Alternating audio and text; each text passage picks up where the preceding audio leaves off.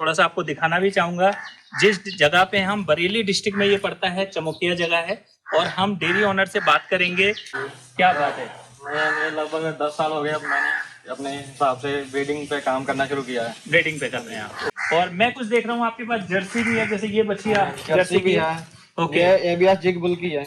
ABS zig bull की है। हाँ जी जरूर यूज करना चाहिए, तभी रिजल्ट का पता चलेगा जब आप यूज करोगे तो दोस्तों ये आप देख सकते हैं सुपर नेपियर घास है।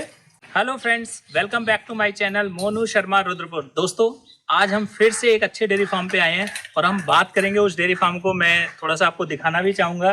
जिस जगह पे हम, बरेली डिस्ट्रिक्ट में ये पड़ता है, चमोकिया जगह है, और हम डेयरी ओनर से बात करेंगे वो किस तरीके से अपने डेयरी फार्म को रन करा रहे हैं।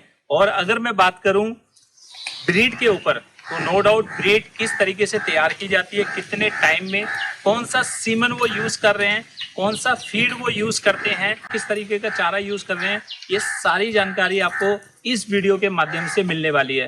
तो दोस्तों अगर आपको सही में किसी अच्छे डेयरी फार्म की नॉलेज चाहिए और रेगुलर बेसिस पे चाहिए, तो जल्दी से इस चैनल को सब्सक्राइब करें, लाइक करें और कमेंट्स करना बिल्कुल ना भूलें। आपको किस तरीके की नॉलेज और डेयरी फार्म को चलाने के लिए चाहिए, तो वो भी आप कमेंट्स में करना बिल्कुल ना भूलें।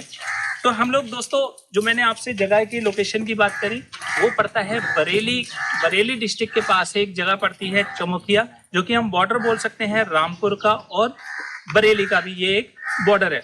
तो गाय और भैंस का आपको ये मिक्स फार्म मिलेगा, दोनों यहाँ पर हैं। लेकिन सबसे अच्छी चीज आपको यहाँ पर ब्रीड देखने को मिलेगी कि गाय की अच्छी ब्रीड वो कैसे ले रहे हैं, कौन सा सीमन वो अच्छा सा यूज करते हैं, वो सब जानकारी में उनके साथ हम लोग साझा रखेंगे। लेकिन अगर आपको ये सारी जानकारी देखनी है तो आप वीडियो के साथ लास्ट तक बने रहें बिना स्किप किए हुए। तो हम लोग फ्रेंड्स सीधे चलते हैं हम अपने फार्मर से मिलने। हेलो हरप्रीत, की हाल चाल है? तो हरप्रीत जी, कितना टाइम हो गया आपको ये डेयरी फार्म रन कराते हुए और कितने से आपने स्टार्ट किया? तो मेरे दादा पापा के टाइम से ही। ओके, क्या बात है? मैं लगभग 10 साल हो गए। अब मैंने अपने हिसाब से ब्रीडिंग पे काम करना शुरू किया है। ब्रीडिंग पे कर रहे हैं आप। ओके, तो क्या मतलब बेसिकली आप किस ब्रीड पे काम करना चाह रहे हैं? एचएफ पे काम कर रहे हो, जर्सी पे काम कर रहे हो, या किस पे आप सोच रहे हो अभी? गाय में तो मैं एचएफ और अपना ये इस पर काम कर रहा हूँ, और भैंसों में मुर्रा। अच्छा, भैंस में स्पेशली आप मुर्रा का काम कर रहे हैं। तो दोस्तों आप देख भी सकते हैं, अगर मुर्रा नस्ल की अगर हम ब्रीड की बात करें और प्योरिटी की बात करें, तो आप देख सकते हैं कि क्या प्योरिटी उन्होंने भैंसों में अपने पास रखी है। नो डाउट, जैसे कि वो बता रहे हैं कि दादा के समय का, डैडी के समय का उनका काम है, लेकिन पिछले 10 साल से वो इस ब्रीड पे ही काम कर रहे हैं। तो हरप्रीत जी, मैं ये जानना चाह रहा हूँ, आपके पास अगर हम भैंसों में बात करें तो मुर्रा नस्ल में किस लैक्टेशन की आपके पास गाय है, मतलब कितने लीटर दूध की हाईएस्ट? मेरे पास 16-17 लीटर की है। 16-17 लीटर की आप भैंस से दूध ले रहे हैं। और क्योंकि आप भी जानते हैं कि दूध, जो भैंस का दूध होगा उसमें फैट और एसएनएफ बहुत अच्छा होता है। अगर 16-17 लीटर कैपेसिटी की भी अगर भैंस दूध दे रही है तो नो डाउट वो ग्रो कर रहे हैं। तो वहीं पर ही अगर मैं एचएफ में बात करूं तो गाय में वो क्या कर रहे हो आप? एचएफ में अभी तो फिलहाल मेरे पास है 22 लीटर तक है। 22 लीटर तक का एनिमल है। ओके, और मतलब कितनी ब्यात आप उससे ले चुके हो अभी तक? अभी सेकंड लैक्टेशन में। सेकंड लैक्टेशन में जो आप कर रहे हैं, तो कौन सा आप सीमन यूज कर रहे हो? मतलब एचएफ गाय में कौन सा सीमन आप यूज करते हो, जिसकी मतलब, और क्या वो क्लेम करती है कंपनी कि मतलब इसकी जो ब्रीड है वो कितना प्रोडक्शन इसका होगा? मैं ज्यादातर एबीएस का सक्सेस सीमन यूज कर रहा हूँ। एबीएस का सक्सेस कर रहे हैं। ओके, तो अवेलेबिलिटी इजीली है उसकी, इजीली मिल जाता है। कोई आपके पास उसकी मतलब है अभी पशु, कोई ऐसा जो बछिया आई भी हो, कोई आप दिखा सकते हो? बच्चा है एचएफ में, ये अपनी जेम्स बुल की है।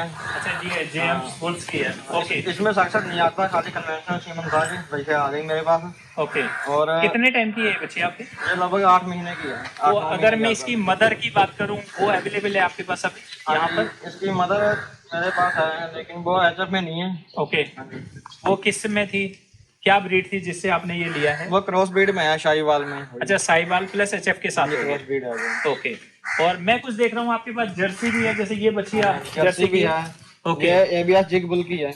ABS जिग बुल की है। और अगर मैं इसकी मदर की बात करूं तो वो जर्सी है या HF है? इसकी मदर जर्सी है, अपने हिसार का सीमन था वो। हिसार का सीमन है, ओके। क्या प्रोडक्शन था उसका? उसका प्रोडक्शन लगभग वही था अपना 18 लीटर का। 18 लीटर कैपेसिटी का था। तो आपको क्या लग रहा है ये कहाँ तक जाएगी? जैसे ABS वाले बता दें हिसाब से तो 22-23 लीटर तक जानी चाहिए। 22-23 लीटर तक जानी चाहिए। तो दोस्तों आप एक चीज देख सकते हैं, मतलब जो मैं बात कर रहा हूँ आपसे बार बार, क्योंकि पशुपालन में ब्रीड होना बहुत बड़ी चीज है। अगर आप ब्रीड पे काम कर रहे हैं, क्वालिटी आप मेंटेन आगे करते चले जाएंगे, तभी आपके पास प्रोडक्टिव एनिमल होगा। लेकिन हरप्रीत जी की जो क्वालिटी है वो खुद चाह रहे हैं कि 25-30 लीटर वाले एनिमल भी वो अपने डेयरी फार्म पे कंटिन्यू रखें। एक ही फार्मूला होता है, मिनिमम आपके पास जो होने चाहिए एनिमल होने चाहिए और मैक्सिमम प्रोडक्शन होना चाहिए, तभी कोई भी एक डेयरी फार्म जो होता है वो सरवाइव होगा। अगर इस तरीके से आप चीज रखेंगे तो हरप्रीत जी मैं 2-3 चीजें आपसे इसमें ऐड करना चाहूंगा कि आपने पशु पे नो डाउट ब्रीड पे अच्छा काम कर लो। जो आप हरे चारे में यहाँ पर दे रहे हो वो क्या दे रहे हो? हरा चारा मैं समझना चाहता हूँ, क्योंकि हम जो भी हमारे डेयरी किसान भाई हैं, जो भी डेयरी फार्मर हैं, वो फेल हो जाते हैं या तो हरे चारे पे या दाने पे या सूखे चारे में। तो हम इन तीनों चीजों पे आपसे जरूर मैं जानना चाहूंगा कि वो राज क्या है, वो कौन सा हरा चारा है जो आप कंटिन्यूअस इनको दे रहे हैं, क्योंकि ये रूमिनेंट एनिमल है। इस गर्मियों में तो इस टाइम हम सुपर नेपियर और साथ में अपना भूसा तोड़ी आती है वो दे रहे हैं। सूखे में वो है। हाँ जी, तो क्या मुझे सुपर नेपियर दिखाना चाहोगे कैसे है और उसका क्या प्रोडक्शन होता है? तो आइए दोस्तों सीधे चलते हैं, एक बार देखेंगे कि सुपर नेपियर कौन सी है और क्या वो दे रहे हैं।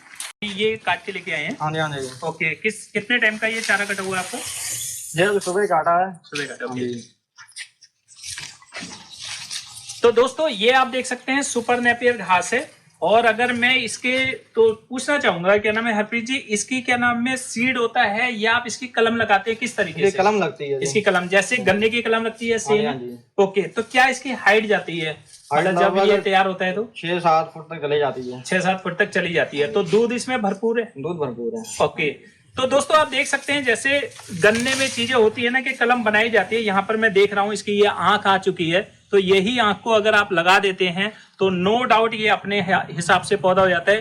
तो कितनी हम इसकी कटिंग ले सकते हैं हरप्रीत जी, मतलब साल में, या ये 6 महीने चलता है सीजनल वाइज है या कैसे है ये? तो मतलब 12 महीने चलता है। 12 महीने चलता है। सर्दियों में लगभग 1 महीने में थोड़ी कटिंग उसकी कम आती ग्रोथ। ओके, उसके बाद फिर सही हो जाता है। उसके बाद परफेक्ट चलते हैं।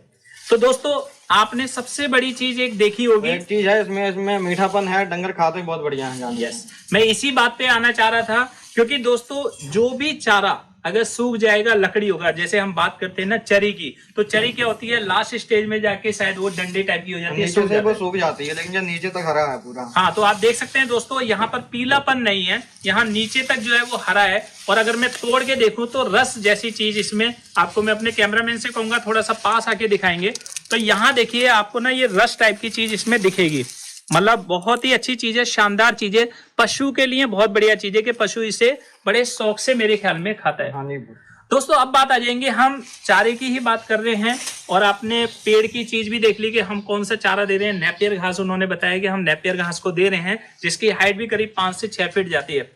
लेकिन दोस्तों बात आ जाती है कि कटिंग कैसी होनी चाहिए, है ना, कटिंग कितनी होनी चाहिए। मैं अपनी हर वीडियो में आपसे बोलता हूं कि कम से कम 1 से 1.5 इंची का जो होनी चाहिए वो कटिंग होनी चाहिए चारे की, तभी पशु का जो रूमिनेशन होगा, यानी कि वो जो जुगाली करेगा वो बहुत अच्छी करेगा। तो हम आइए सीधे देखते हैं, जो उन्होंने कटिंग भी कर रखी है वो अगर दोस्तों आप देखेंगे तो कटिंग उनकी बहुत अच्छी है। मतलब जिस हिसाब से वो कटिंग कर रहे हैं करीब करीब 1 से 1.5 इंची में आपको हर वीडियो में अपने बोलता हूं कि उतनी होनी चाहिए। तो आई थिंक 1 से 1.5 इंची का जो है वो चारा यहाँ पर हरप्रीत जी अपने पशु को देते हैं। और अगर आप देखेंगे उनका जो चारा है वो उन्होंने एक टाइम काट के, और उसके बाद कितने टाइम का हरप्रीत जी ये गैप है जो आप देते हैं?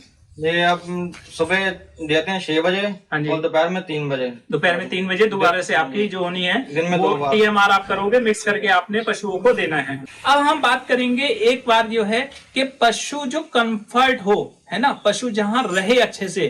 तो मैं अपने कैमरामैन से कहना चाहूंगा कि एक बार वो दिखाएंगे कि पशु पाखड़ की छाव में बहुत आराम से बैठा हुआ है, और मतलब उन्होंने बहुत अच्छा स्पेस दिया हुआ है कि इतने भी गर्म मौसम में कि ठंडक में आराम से जो है वो पशु रिलैक्स अपना रहे, क्योंकि पशु जितना रिलैक्स करेगा उतना ही चीज अच्छी होगी।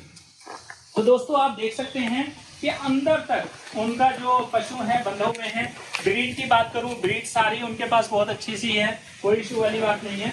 लेकिन हर तरीके का पशु आपको यहाँ पर देखने को मिलता है दोस्तों। और मैं अपने कैमरामैन से बोलूंगा एक बार जरा बकरी वाले भी इस साइड में आएंगे, वो वहाँ दिखाएंगे कि बकरियां भी आप देखिए।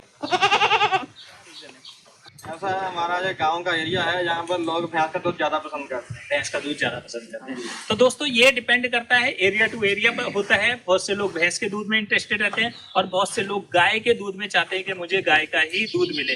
तो वो अपने फार्मर की चीज है। दोस्तों ये आपने पार्ट देखा कि हमने क्या, हमारे जो फार्मर हैं वो कौन सा पशु आहार यूज कर रहे हैं। यहाँ चाहे वरदान पशु आहार की बात करूं या दोस्तों मैं किसी भी कंपनी के पशु आहार की बात करूं, ये डिपेंड आप पे करता है कि आप कौन सा चला रहे हैं, वो क्वालिटी बेस पे। तो हरप्रीत जी क्या आप सजेस्ट करना चाहेंगे कि फार्मर को वरदान पशु आहार और उसमें भी मिल्क बूस्टर 9000 यूज करना चाहिए? डेफिनेटली। तो जैसे दोस्तों हमारे हरप्रीत जी ने यूज किया, अगर आपको उनकी एडवाइस अच्छी लगती है और ये वीडियो में अगर आपको सही जानकारी दिखती है तो आप भी एक बार वरदान पशु आहार को ट्रायल करके रिजल्ट देख सकते हैं कि रिजल्ट अच्छे हैं या किस तरीके के हैं। आप कमेंट्स बॉक्स में जाकर, अगर आपने अभी तक यूज भी किया है वरदान पशु आहार, तो कमेंट्स में जरूर कीजिए कि आपको ये पशु आहार कैसा लगा। तो दोस्तों अगर आपको वरदान पशु आहार अच्छा लगता है और आप चाहते हैं कि मैं इसका ट्रायल लूं, है ना, और लेकिन एक समस्या आपको फेस करती होती है, मिलती है यहाँ पर कि यार ये मिलेगा कहाँ से, तो दोस्तों मैं आपको मिलवाना चाहूँगा। सर आएंगे आप प्लीज़। हेलो जसप्रीत पाजी शैंकी जी हैं, ये किच्छा से हैं। और दोस्तों गुरु नानक फीड स्टोर के नाम से सर की फर्म है आपकी। तो मैं एक जरूर बोलना चाहूँगा कि सर थोड़ा सा आप अपना एड्रेस बताएं विद मोबाइल नंबर के, जहाँ पर इजीली हमारे फार्मर्स को अवेलेबिलिटी हो सके। इसलिए जो हमारी फर्म है वो किच्छा पंडिया, और मेरा वहाँ गोडाउन है और मेरा कॉन्टैक्ट नंबर है 9837876062। तो आप मेरे से कॉन्टैक्ट कर सकते हैं कभी भी। दोस्तों अगर आपने फीड को ईजिली चाहिए, क्योंकि गुरु नानक फीड स्टोर जो है वो एक ऐसी फर्म है जो आपके घर तक सर्विस देती है। यानी कि सिर्फ जो सर ने जसप्रीत जी ने नंबर बताया, इस नंबर पे अगर आप कांटेक्ट करेंगे तो ये फैसिलिटी आपके घर तक पहुंचती है। इजीली आपको घर पे भी वरदान पशु आहार जो होगा वो अवेलेबल होगा। तो मैं एक बार फिर से जसप्रीत जी से बोलना चाहूँगा कि वो अपना कॉन्टैक्ट नंबर जरूर शेयर करें दोबारा से, कि जिससे लोग आपको कनेक्ट कर पाएँ। 9837876062। Thank you so much.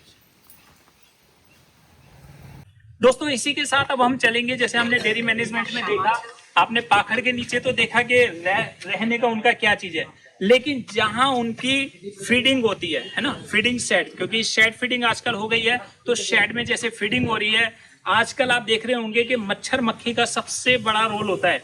तो क्या हरप्रीत जी ने उसकी समस्या का समाधान किया है, एक बार वो भी आप देखेंगे कि, और वहां की सफाई देखेंगे कि सफाई कितनी अच्छी है जहां पर पशु बंधा होता है, क्योंकि सफाई बहुत बड़े मायने रखती है। अगर आपके पशु में थनैले जैसी प्रॉब्लम अगर आ रही है या और बहुत सी बीमारी आती हैं, तो उनका सबसे बड़ा एक रीजन होता है कि वहां अगर गंदगी है। तो हम ये भी चेक करेंगे कि सफाई किस लेवल की है और उन्होंने मच्छर मक्खी से बचने के लिए कैसा किया हुआ है। तो मैं हरप्रीत जी चाहूंगा एक बार कि अपना शेड दिखाना चाहेंगे आप? जी दिखाऊंगा। आइए। तो हम एक बार, मैं कैमरामैन से भी बोलूंगा कि अपना थोड़ा सा इनको फॉलो करेंगे और देखेंगे।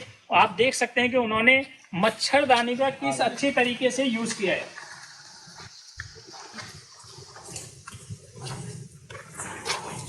दोस्तों आप देख सकते हैं मच्छरदानी का उन्होंने ऊपर की तरफ भी अच्छे से यूज किया है, क्योंकि हवादार, मतलब जो जगह है वो हवादार होनी चाहिए, वो पूरी हवा भी आएगी और मच्छर मक्खी की एंट्री बिल्कुल उन्होंने रोक के रखी है कि मच्छर मक्खी नहीं आएगी।